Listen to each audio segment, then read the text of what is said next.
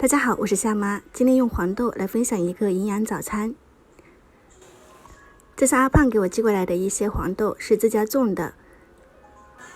这里我准备了200克的黄豆，提前用水给它泡发，再放进搅碎机里面。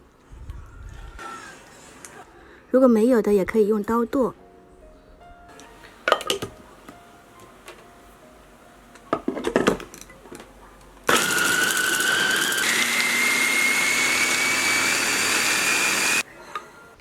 打成像这样就可以了，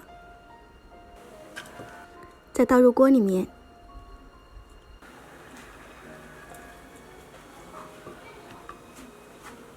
加入2000毫升的清水，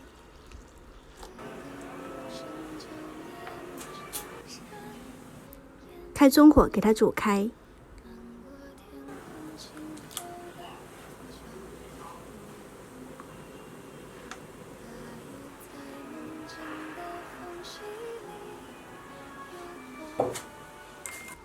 煮开后给它过滤出来，再倒入锅中，加入一点点白糖，再次熬开。一款适合家庭制作的豆浆就做好了，有浓浓的豆香味，而且呢制作也非常的简单快速，不需要用到破壁机、豆浆机。